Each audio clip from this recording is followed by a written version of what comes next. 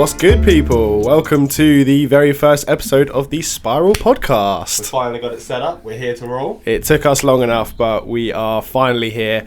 Basically, we're just going to be touching on what we have been doing since April 2021 when we reopened.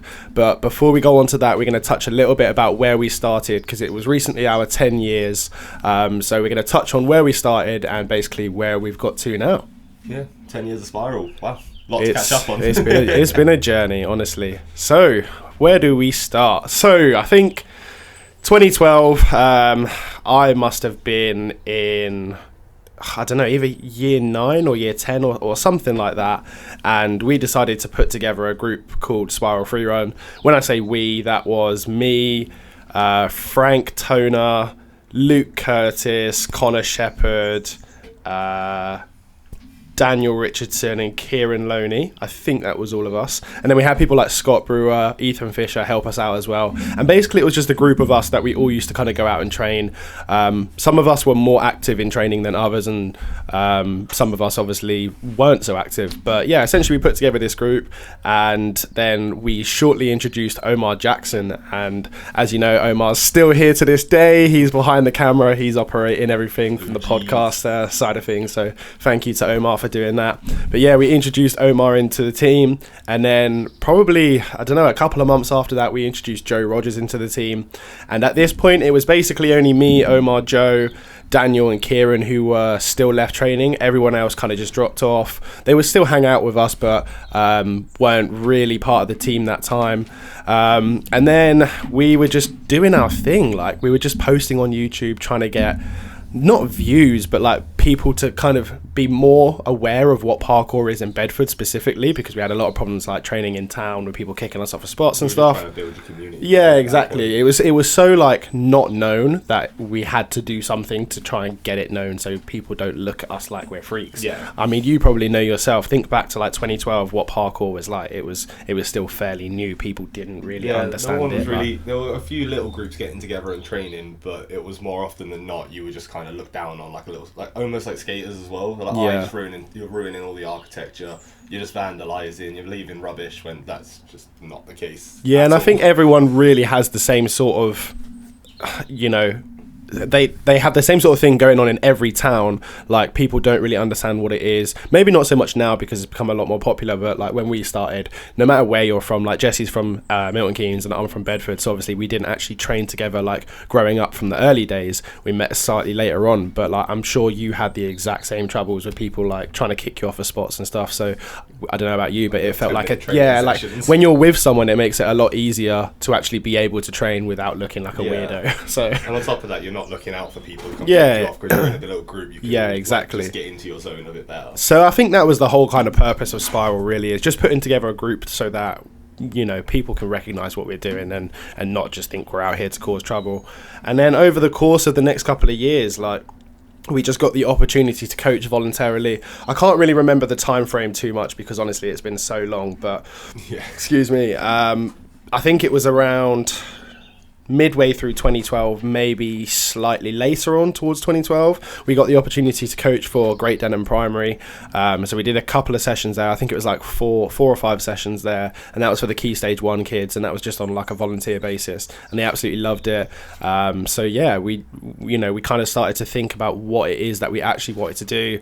Obviously, it got towards the end of our kind of school life, and we all sort of separated ways. I was in Bedford, people were all over the place. Like, we were still training and stuff, but it wasn't so much of like a regular thing. Like, we'd do it every day before. Now we're kind of just doing it like here and there whenever we'd meet up. And I'm sure like you had a similar sort of thing when you were like training at an early day. But yeah, just kind of not very often because you couldn't find the people. Yeah, exactly. You start to get adult responsibilities, and you're like, okay, I actually need to do stuff now. So everyone just started training like less frequently.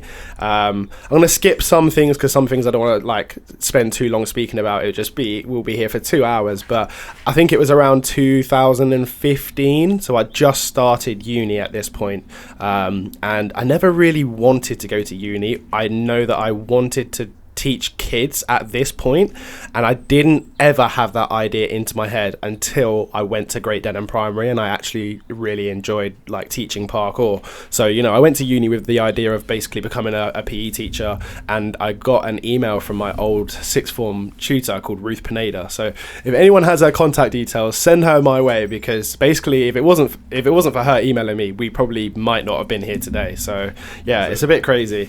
She basically just said there was a school in Bedford that were looking for people to come in and do parkour, and whether I still did it. And I was like, yeah, of course I still do it. But at this point, you know, I didn't coach parkour. I wasn't qualified in parkour or anything like that. So it was a big ask. And I kind of just said to the school straight up, it was, I can't even remember the name of the school. I think it was just Bedford School.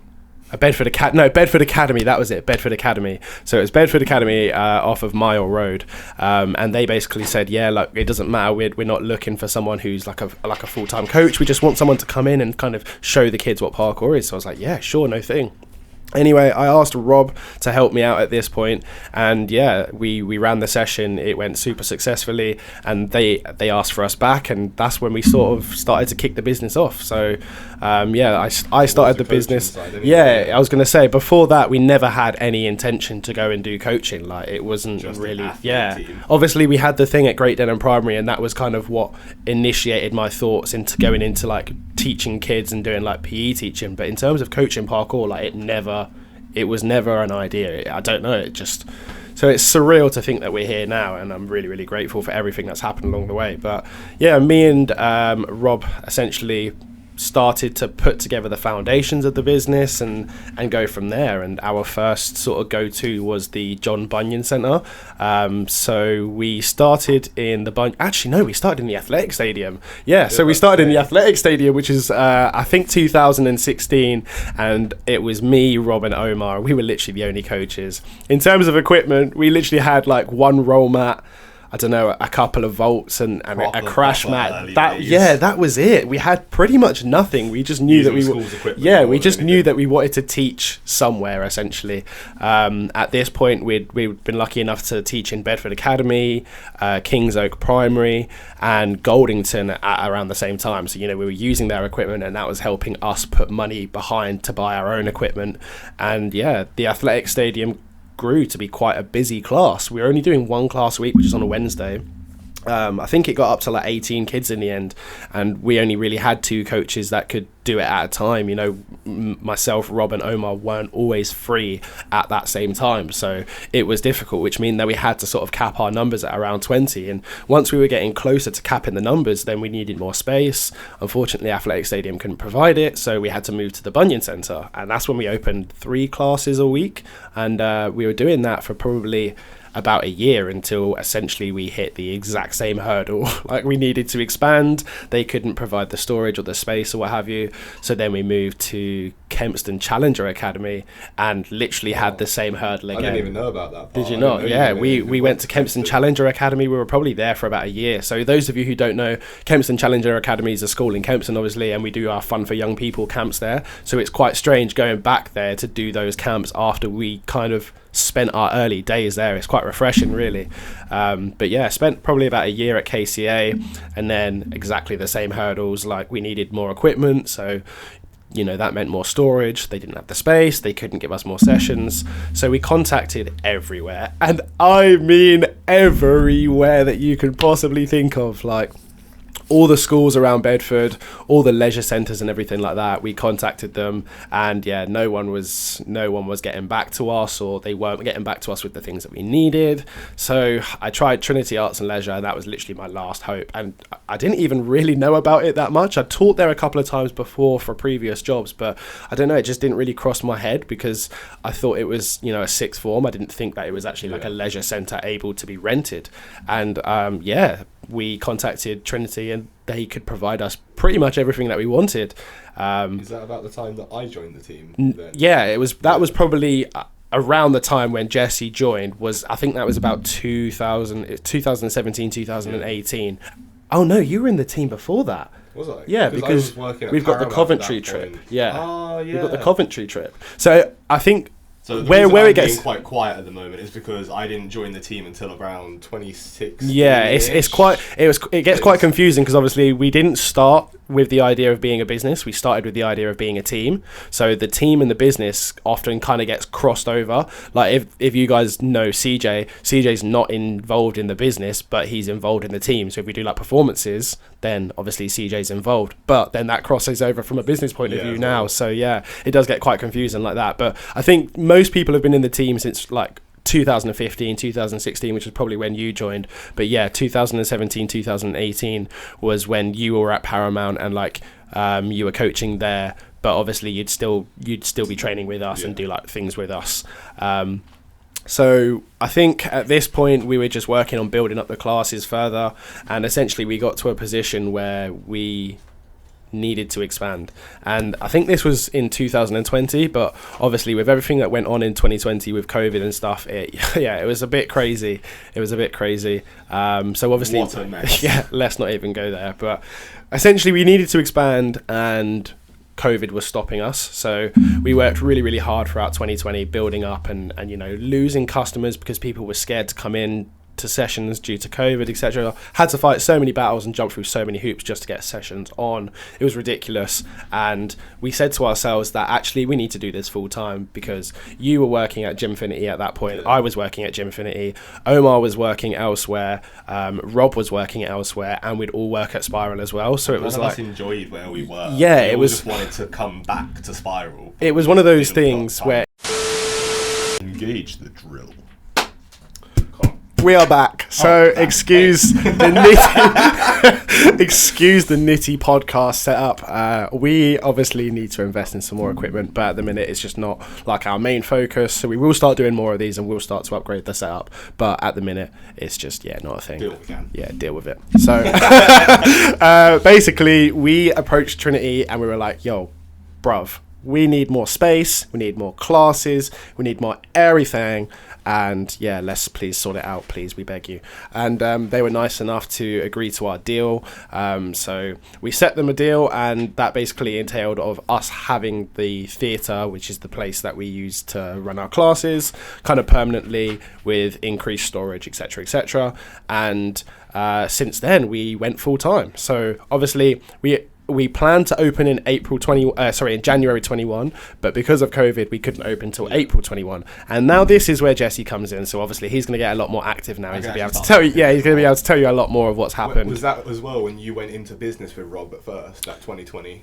Well, me and Rob were into business 50-50 from the start since April 2016. About April 2016, maybe a little bit before April 2016, but. Yeah, the structure of the company kind of starts to change towards June. So around April is when we first reopened, and that's when Jesse joined. And at this point, Jesse was literally just a coach. So he just joined with the intention of obviously, helping out and kind of see where we can take it. We had Omar working for us. We had Maciek working for us, and we just started working with the juniors like Ryan, Gary, and I don't even think Gary and Ed were in it yet. It was just Ryan and Sam. But yeah, basically we had like a decent team of people.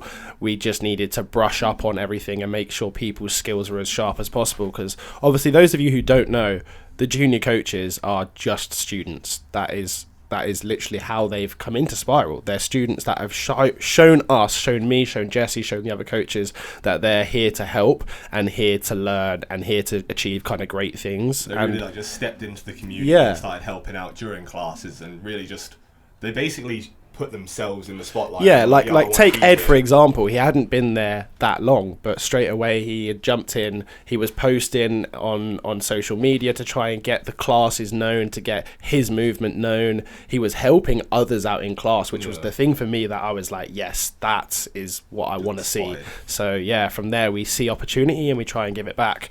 But yeah, this was the point where we jumped from, I think it was like 4 or 5 classes to like 27 classes. It was absolutely insane. Busy. And at this point, I was still like working another job, and it's hard to tell yourself to put everything into one kind of pot because you're scared about the repercussions. But for a couple of months we did that.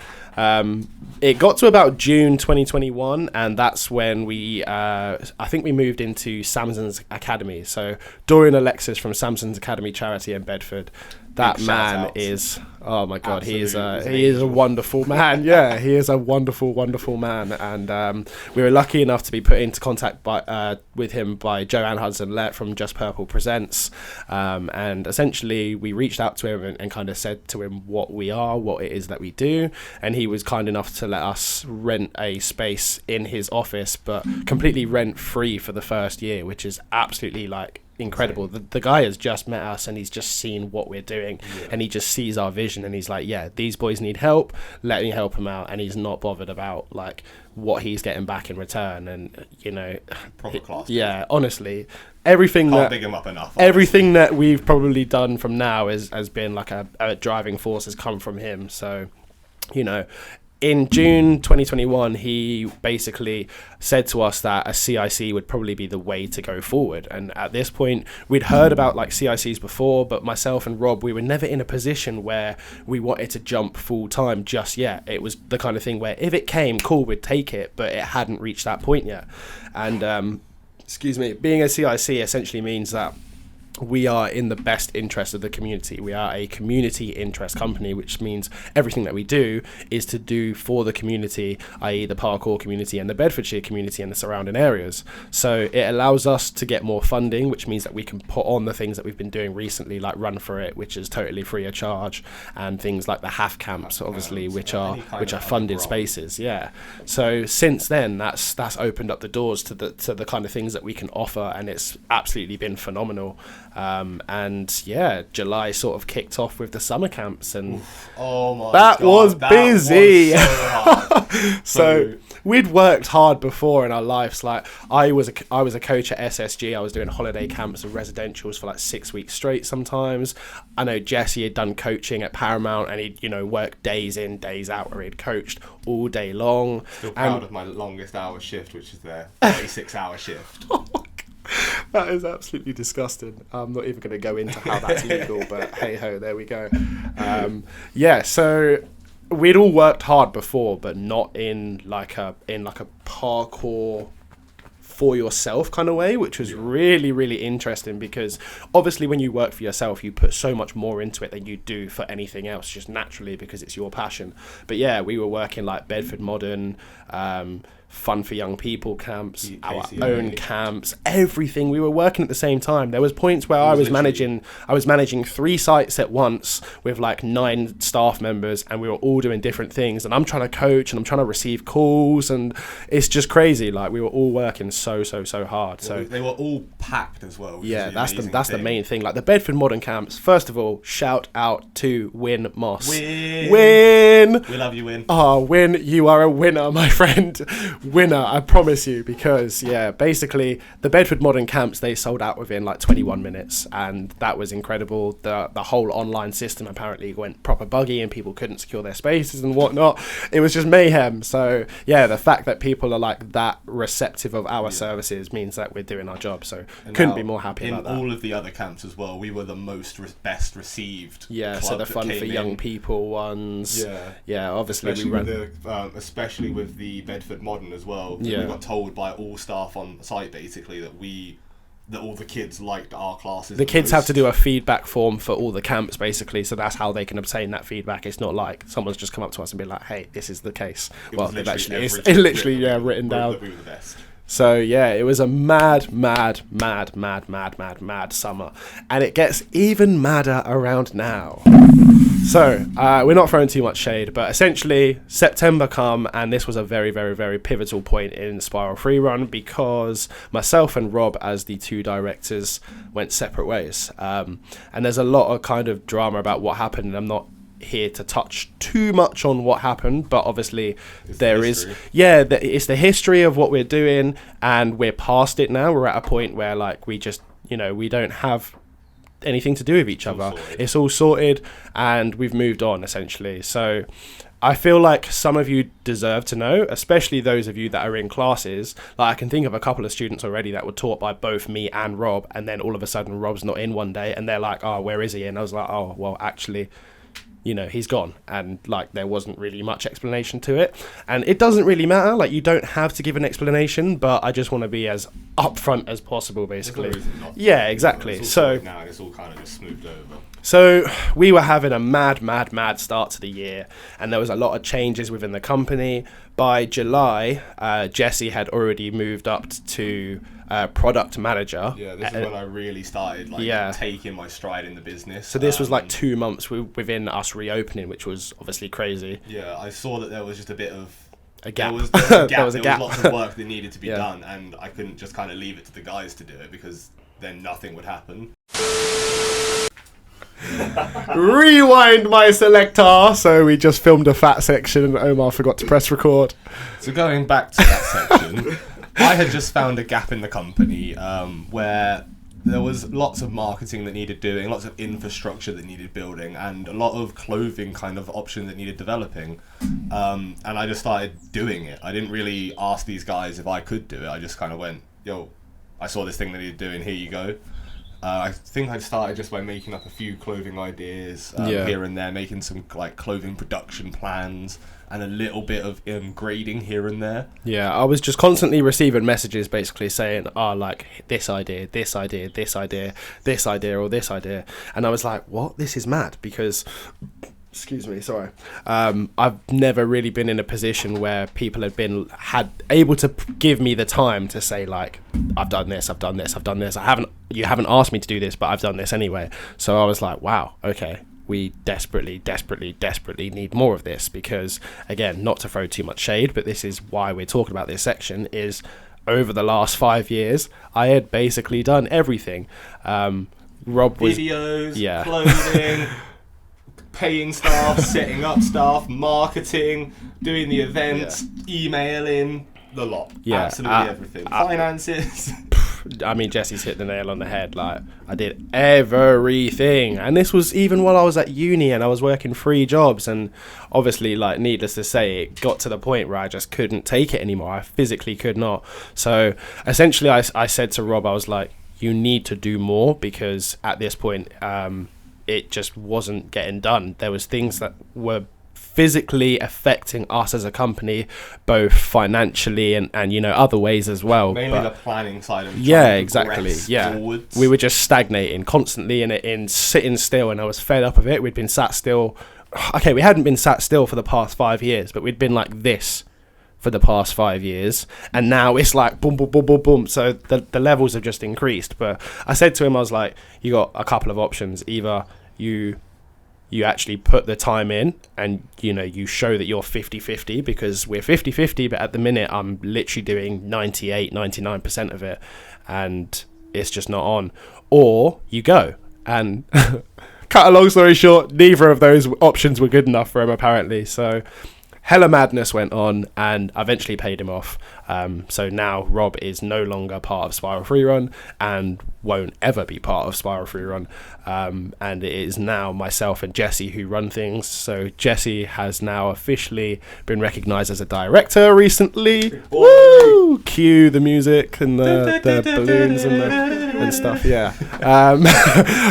But basically, we are where we want to be now, and since September it has been nothing but madness. Exploded. Loads of just development in all. Can I now just apologise to my partner in advance, because I spend more time with this geezer than I do my own partner? So I thought I was. Yeah, yeah. Honestly, it gets like that. Who's this side person talking about? we've literally been together pretty much every day at since. Least, yeah, like 5 days. We've had like a couple of days off. In fact, I remember at one point, like when we first started spending so much time together, I'd go home to Em and I'd be like, it feels weird. Like I haven't seen Jesse in like a day or two. It's like, yeah, honestly, it's, you know, when you walk around the house and you just got your dog next to you all the time. That's both of us, but like we switch roles. Yeah. So yeah, essentially since then it's been pretty mad. We did grading in September. Moving on to October, we had the Halloween jam, the camps, and the clothing. So this is where the clothing picks up, and now the clothing is sick. We'd always been in a position where clothing was well hard to do because it was never pushed. So it was the kind of thing where as and when an order comes in, we dish it out, but it was very irregular. Yeah. It's also quite hard to develop your own clothing while you have to try and manage the business. It's exactly. I just couldn't physically do it. So this is why Jesse coming in was fantastic, because all the things that I wanted to do and I asked people to do but never got done. I did. He did. Yeah. So sweet. The I'm Scayered tee was first, and that was absolutely rude. If you don't know that I'm Scayered is actually my face. Check the goatee and stuff. Link here. Oh, spit guard moving. So basically, we have a video, and there's an OG meme in there where I pop up and I'm like, I'm scared. And Jesse was like, let's make a t-shirt of it. Why not? And it was a great idea, basically. It was the best idea we had. Absolutely amazing. Yeah, now, I want to say as well, on that t-shirt, I made the meme originally as well. I did the whole, Luke, stop being an absolute wimp, I'm scared, and like mocked him. We turned it into a meme. Turned it into a t-shirt. Man did it with mouse and keyboard. Oh yeah, that whole face, I drew it with a mouse. With a mouse. You ever sat there and just tried to draw something with a mouse and you get the whole zigzag lines? Well, ridiculous. This man managed to make it happen. So, yeah. Just keep going until you make it. Basically, he dropped that one. And I was like, yep, absolutely, we're doing it. We did it, and it was a huge success. In fact, it's probably one of our favourite t-shirts. And definitely our most popular on the store. I think if you go into classes and stuff, you'll see more I'm Scayered tees than anything else, which is sick. And especially because half of the kids don't even know that it's my face. I actually went up to one of the kids and I was like, that's my face. And he was like, what? I was like, yeah, dude, it's like legit my face. They and he was literally like, do a double take, and then they're like, and then I went, whoa, the goatee, and he was like, oh yeah, I kind of see it now. I was like, there you go. But none of them understand the meme, so hopefully now if you watch this, you'll understand the meme as well. Moving on, Halloween jam, and we did a jam in July as well. Matt's leaving jam. So Matt's leaving jam we missed. That was sick. That was probably I think that was our first jam. That was literally see all of us. The top banner in the website is the video from the leaving jam, and it was proper sick. Shane Merkley edited that. Big shout out to Shane. He's a sick videographer. He's going to be doing a lot more stuff with us over the next coming months. So keep your eyes peeled for that. And then, essentially we got very successful with grants. Rob was in charge of doing the grants from June until September, and we had no success at all. I came in, not to throw shade. I came in, wrote a grant literally within probably an hour, and then posted it, and we were successful with the first one. Now, if that doesn't highlight why I did what I did, then I don't really know what else to say, to be honest with you. We got a grant from Sport England, which meant that we could put on 6 weeks of free coaching, which is what we're doing now, which is our Run For It project. So if you're not sure what that is, go take a look at the website or on Facebook. There's more details on there, but essentially we're doing 6 weeks worth of free coaching for those who are less accessible to our classes. What more could you ask for, really? Like, free classes, it's a no-brainer. Like, why would you not go? There's no excuses. Now, big shout out to this man as well, because he's the one that sits down and writes all these grants. And that is long. It's long. I'm just going to call them the grant people, and what they need back, because they need so much information, as well as to give you lots of things that you need to do.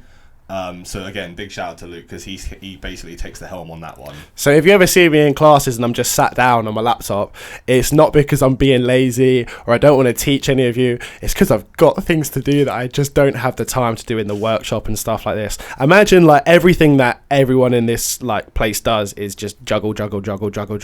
Omar's coaching, he's working on videos, he's planning videos. Jesse's obviously now director, so he's got a lot more responsibility. He's helping the junior coaches and all sorts like that, coaching and everything else, doing the marketing, and I'm doing the videos, the insurance, this, that, finances, everything, and essentially just managing the whole thing. So it gets crazy, but that Sport England grant was a massive help. It was exactly what we needed, and at that time as well. That I think did more for us in terms of boosting morale than it did financially, because at this point, obviously, if you're in a company where two of the directors fall out and one gets gone, you're like, well, if that can happen to the director, how am I safe, kind of thing. And I'd been friends with a lot of these guys for years. Like, me and Omar have been boys for 10 years, but I'm sure he probably sat there and was like maybe low-key a little bit worried. So I needed something to show them that these guys are safe. It's just I had to do what we needed to do, basically. That boosted morale massively. Everyone was so motivated to go then, because then they could actually see that what we were doing is working. There was that big jump of, Spiral is actually progressing and making strides. I need to try harder because this is about to blow a little bit. That was October, November time. Come December, on November 1st, we got the scratch line. Oh my goodness, scratch line. So this is this was a sick collection. If you see any of the coaches, more time any of them are wearing the scratched one. Yeah, like, what can I say? Always drips out in the scratch. The cargos are rude. The cargos are so rude. But yeah, basically we had the idea of turning, like, I'm guessing it was like a mixture of all sorts of movement culture from both of our kind of perspectives, but we like the idea of skating and stuff like that. I really like the idea. I recently just watched like the new Spider-Man movie as well. Was like what the main part of this was, and along with that, I've been recently looking at skater crossing to parkour culture, like the clothing that people are wearing, all the bagginess, the cargo trousers. That does just come straight from skate culture. And it's really interesting to see to me, so that made me quite creative when I just started messing around on Photoshop. Yeah, and making cargos especially was something that we'd said about in-house for ages, but had never obviously done, because the way that we had to print before was obviously quite expensive, and clothing wasn't like really a focus for us. So now it meant that we could actually do the things that we've been wanting to do for ages. And that was just awesome because it was so well received as well. We made a whole clothing line video for it, took all the boys out, we went and got stuff filmed. Oh, that was so good to go back outside and train outside. I know it sounds stupid because it's like we do parkour, but training indoors and training outdoors is very, very different. Even like training in Trinity and training outdoors, like it's very different. Your legs take your legs take a big beating outdoors, even though you think you can hack it because of all the stuff that you do indoors on the wood and stuff like that. It's just different. I can't explain it. It's just different. And we were beaten up. We were a bit beaten up, not in terms of injuries, but we bodily, we weren't prepared for it. And on top of coaching and everything like that, and people are like, oh, coaching, it's not that bad. Coaching knackers you. It knackers you. And not only that, but you're demonstrating when you're cold. So imagine your body's going from hot, cold, hot, cold, hot, cold, hot, cold, hot, cold all day with no warm up or cool down really, apart from what you're doing with the kids. So yeah, it does beat you up a bit. This is about the time that we started to really build the infrastructure, because after Rob's departure there was even more of a space now that things needed doing. Not only that, this meant now basically the backlog of stuff that we hadn't done needed to be done before we focus on anything else really. We can't progress until we catch up, essentially. Now, the best way that I've described business in the past was when Rob and Luke were running it was quite flimsy. There was like the edging. You had kind of the idea of what they wanted, that they wanted to coach, but there was no how. What's like the program? What's the progressions? How are we going to make this from this to this? And then me and you kind of just sat down for a really long time, quite a few months and quite a few like hours, just solidifying and building some substance inside the business, like protocols, what happens if this goes wrong, things to check up on in class, like learning objectives, grading. We all just built all of that around Rob's departure to just really solidify the company, and it's worked wonders. Everyone that comes through the door now, everyone loves it. They're progressing. They're having a great time. They know what they're doing, and no one ever just does the same thing or gets bored in class anymore. Not that they did that much in the first place, but it just adds so much more substance to what we can give back. Yeah, absolutely. You can't do anything successfully without planning, but like at the same point, it might be an excuse, it might not, but I physically can't plan when I'm doing everything. I've spent ages now sacrificing things for myself that like I need to be able to do something and put my all into it. I can't do that if I'm literally doing everything myself. So having Jesse come in was it's changed things really, because perfect timing. It's given me that second right hand that I've always needed and have never had. But December we had Xmas camps, half camps. This was a mad time. Cats. Big up Sophie Stock from Fun for Young People for putting us in touch with Annie Russell from Bedford Borough Council. Massive shout out to you. That allowed us to get some funding to run some free Christmas camps. And again, that was a big step for us because, you know, that allowed us to branch out a little bit further, allowed us to give back, get some more funding, buy more equipment, all of that sort of thing. So I think we offered 7 days worth of free parkour camps. So that was 7 days worth of up to 30 kids coming to a class for free, and including the food as well. And food. Oh my goodness, on the first week. So obviously this was like December, just before this Christmas and just after Christmas. And the first week, Caterlink provided the food as they usually do. The second week, well, guess what? They're closed. So guess who has to make the lunches? I had to sit there and butter over 60 slices of bread every single day for 4 days. So imagine some days I didn't even eat dinner because I was too busy buttering bread. That by the time I finished, I was like, the thought of food makes me feel sick. Yeah, I just don't want. Honestly, most nights it would take about an hour and a half, and again, I'd had to ask my partner to help me because I was literally sat there crying. You know when you butter bread and I was going to say the butter's too hard and it rips the bread. Do you know how many slices did that? But obviously, in my head, I'm a perfectionist. I'm like, nah, I can't give that to the kids because it's, you know, it's this funded camp, like they need to have the best time, so I throw it away or I'd eat it myself. And I just have the picture now, you just sit woo, that was a bad week for Luke. Crying in the kitchen. Not only that, but in December we did a fundraiser for Fun for Young People. So they had switched from previously Fun for Young People were known as Impact, and they were part of a charity, a big organisation basically. Now they've split and they've become independent. We did a fundraiser for them just to help them basically put some more funds in their pocket, because that split obviously is going to have some things which, you know, are unexpected. So we put on a free event for them, and they absolutely loved it. They were so grateful for it, and it was really nice to see them that actually show up for the event. That was great to see. It actually went really well as well, because the community got really behind us doing our fundraiser. One of the fundraisers we did was 1,000 sticks, where you could come and sponsor a coach, give us £1 for doing the 1,000 sticks, which we all completed. My god, that was agony. I don't think you understand how bad it is, because like we sat there and we were like, 1,000 sticks, nah, that's not that bad, that's like 30 a day. Day. We were like, that's 30 a day, that's not that bad. Obviously we didn't start from like the 1st of December. We started on like the 10th or something like that. Some days we physically couldn't do it, but it got to the point where some of the boys were having to do like 250 sticks in one day just to catch up, and it was brutal on our legs. So December was a bit of a madness as well.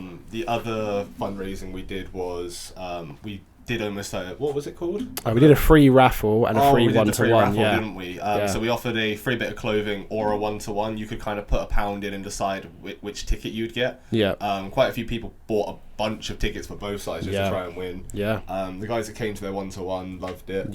And the guys that got their clothing as well. I did the free one-to-one, and obviously I'm not going to mention like names and stuff, but the person who did it, they absolutely loved it. It was good for them to explore like a one-to-one session, because a one-to-one is so much different to like a group session. So it was really, really beneficial for that person. And this was about the time as well, after we finished that fundraising, that our clothing production started like really ramping up. Loads of orders coming through the door for Christmas from Black Friday, constantly just orders after that. The scratch line and the mental health. God, forgot about that.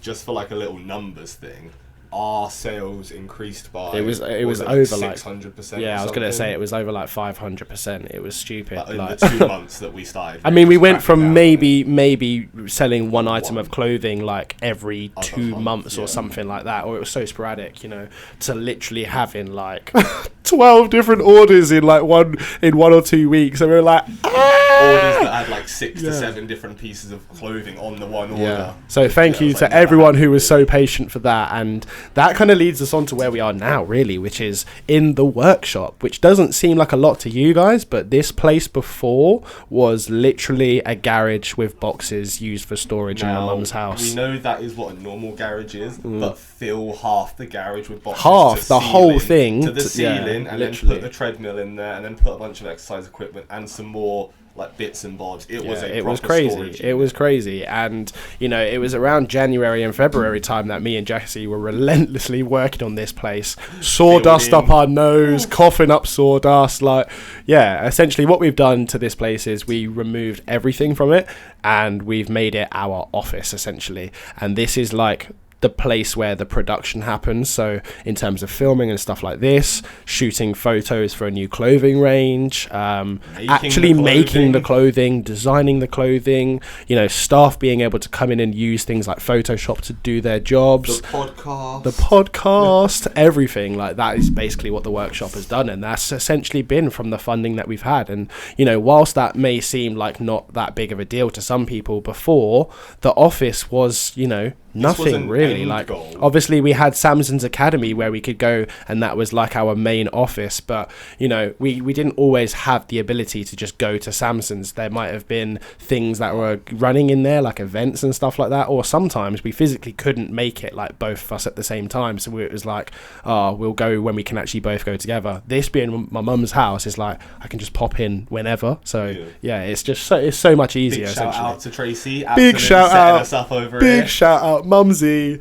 Love Mum. But yeah, no, from there it's just really exploded. Now the workshop was an end goal that Spiral had. It was not even an end of year goal. Yeah, it was like we eventually want to be making clothing ourselves and have our own little workshop. And I mean, we didn't want it for the end of the year initially. It was like Jesse said, like an end goal. And then when it came to December after all the camps and the orders, we were like, yo, this is mad. Like, we could do this. Let's make it an end of year goal. Come to January, and we were like, done. Bro, like, let's do it. Like, we have the facility to do it, so let's do it. And since then, it just means essentially you guys, when you place orders, it comes through quicker.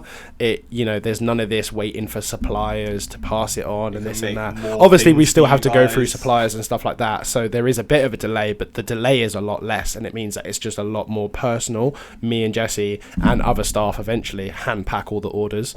So, you know, your garment has been printed by us and packaged by us. Designed by us. We put the little extras in. Yeah. We make as well. We don't order in the little extras. Yeah. Even things down to now, we have our own labels for our clothing. So everything labels, is tags, stickers for drops. Everything's got that works. personal touch. Yeah. So it's just amazing. Yeah. Essentially now we don't need to touch too much on like February or March. We've done things like half camps. We've done camps and clothing production. We have quite a good deal at the minute going with the half camps, which is the Bedford Borough camps, which basically most times than not, if there's a term time. Or like a term holiday, they'll book in with us to get some places secured for you guys. So you can expect to see camps. You can expect to see camps pretty much every time there's a half term or something like that for schools. And that essentially leads us to where we are now, and we're in a position where, honestly, I don't know about you, Jesse, it feels a bit surreal. Like, we've always said we wanted to do this, you know, from like 2016 kind of onwards, and there was times where me and Jesse were having conversations, but physically we weren't in a position to be able to, you know, do things together. So the fact that we've had this vision since such a long time ago and now it's happening is crazy. And the fact that, like, parkour, like skating, it's a crazy sport. Like, you either love it or you hate it. It's like Marmite, but there's not much really to do in parkour. Like, you can be an athlete, you can be a coach, you can do this, you can do that. So there's a couple of avenues. You've really got the three, which is either athlete, coach, or brand. And this is the thing, like, to do any of those three, it's a bit like football. You got to get lucky to kind of see a scout, and you've got to have skill. Don't get me wrong. You've got to put in the work. Like, it's not all about luck. That's not what I'm saying at all. But like, I feel like we did it. I feel like we did it without luck. Like, you know, being an athlete and stuff, that relies on you kind of being spotted. We haven't been spotted. We've made ourselves known. That's the difference, I feel. And you could argue that athletes will make themselves known, but like, still them being scouted or being given a sponsorship. That's luck. Yeah, that's luck. Yeah. And the things that we've done is not a case of luck. It's because people require the services that we provide, the coaching and stuff like that. We make a difference to their lives. So yeah, it's built crazy. Our own community, which is amazing as well. Like we have I think we've got 126 odd direct debits at the moment. Yeah, we've got about 300 people signed up on terms of the system, which means we see that many people on like a regular basis. But the direct debits alone, that's a different number. Now on top of that, we have people that return for the half camps. We have our own community in the half camps. Yeah, we have our own community that come to our camps that don't come to class though. Mm-hmm. We have people that come to the jams every time the jam is on. Yeah, and more often than not, all of these people are part of the same area. Yeah, exactly. Like we'll have customers from class come to the half camps. We'll have customers from the half camps come to the jams. Mm-hmm.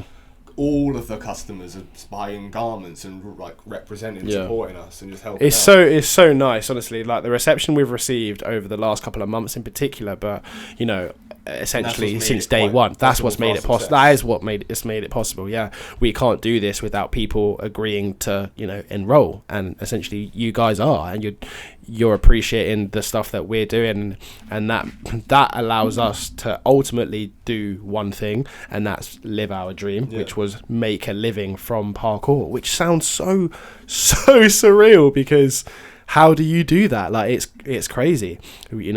Social media is a great way to do it, but the way that we've done it is I think it's been hard. Where you had those three options, we've hit every single option. We are an athlete team that make videos.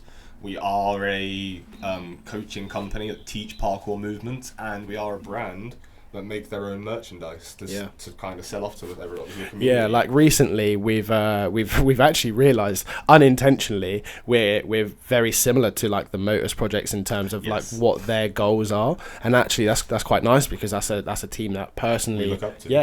I look up to. I have done for a long time. I know you look up to. I've brought lots of their clothing before, and it wasn't until you actually pointed it out, you were like, hey, like the stuff that we've been talking about recently, like this is what the Motus are doing, and I was like, well, that's so. We had meetings about it in like 2016 and then it's been like, oh, their podcast is exactly what we spoke about, which is crazy. So like it hasn't stopped us from doing it. We just want to do it our own personal way, and like I feel grateful that we are here. One thing I do not feel grateful for is my body. My body hurts, man. My body hurts. So that might be an interesting topic of discovery. I think we could do that one on another session, I think, because we've got Omar's injuries, my injuries, your injuries. All right, quickly then, just quickly. What's your worst injury? Or let's ask two. What's your worst injury and the most pain you've ever been in? Might even be the same.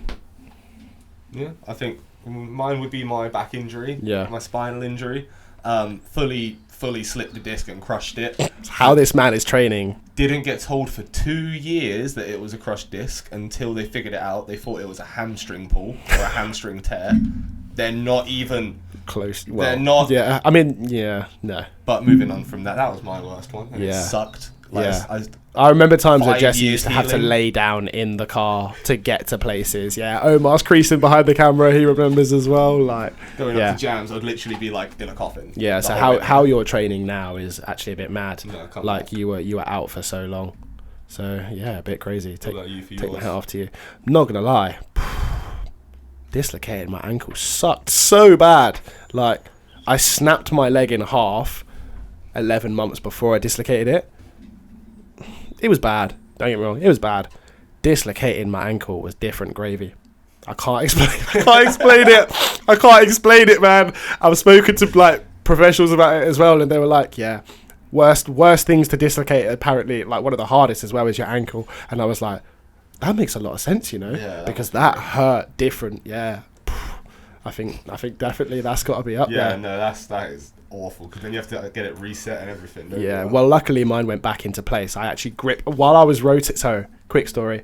Front 180, punch dub twist, did it once, filmed it, came close. I was like, yeah, calm, I'll do it again. Did it second time, dislocated my ankle on takeoff. As I was rotating for the dub twist, like pulled it round, grabbed my ankle in the air, relocated it a split second before I landed mid-air. So yeah, that was peak. There's a video on my Instagram if you want to see that. I will warn you, do not watch it with sound on because it sounds like a bass drum. Yeah, it's like just a basic drill beat basically. In fact, I said I was actually going to sample it and make a drill beat, which I might still do. So yeah. That reminds me. Gloomy Choonz. If you don't know what Gloomy Choonz is, it is mine and Omar's music ting. So when we were crippled, basically we were just like, yo, let's just make music because we can use it for videos. It's fun. So Omar had done it a little bit. I don't think he'd done it too much though. He basically showed me a couple of things and then we essentially just worked on it ourselves and just had different styles and then occasionally would come together and make beats. And now all the beats that you guys hear for the videos are stuff that either myself or him have made completely from scratch or maybe sampled from YouTube and then done from scratch, if that makes sense.